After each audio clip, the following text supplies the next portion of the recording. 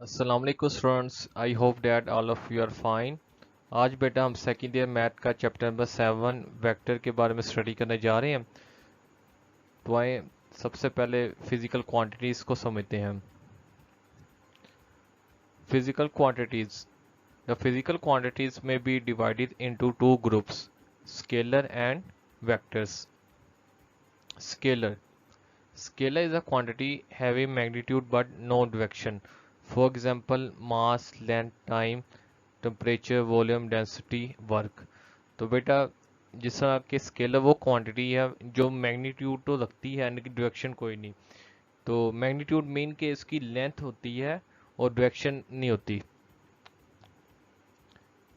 Vector, vector is a quantity having magnitude and direction.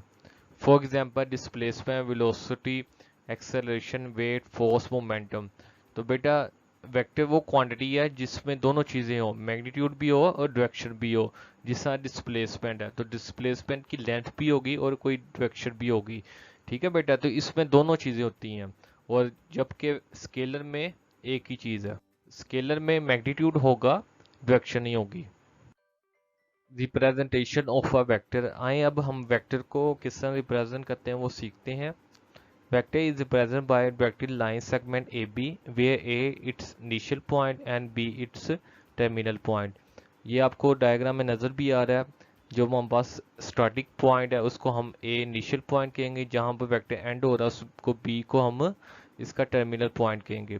Vector is also been denoted by boldface symbol V or in underline form V dash. Magnitude, the magnitude of vector AB is measure the length of vector। तो बेटा याद रखें magnitude हमें vector की length बताता है और उसको हम इस तरह डिनोट करते हैं। अब बेटा हम डिफरेंट टाइप्स ऑफ वेक्टर्स के बारे में स्टडी करते हैं। सबसे पहले हमारे पास जो वेक्टर है वो नल वेक्टर है। A vector whose initial and terminal point are coincident is called zero vector।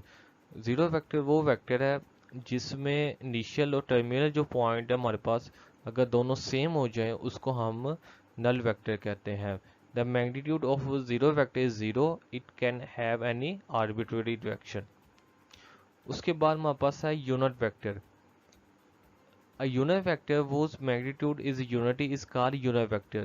The unit vector is denoted by u cap and calculate as u cap equal to vector u over u का magnitude.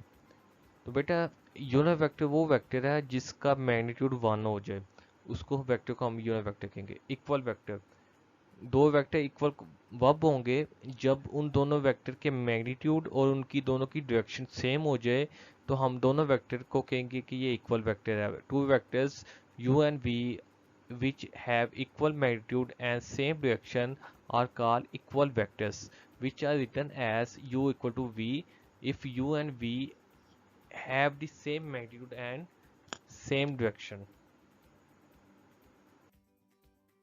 Parallel vector, two vectors u and v are called parallel vector if they exist scalar k such that u equal to kv।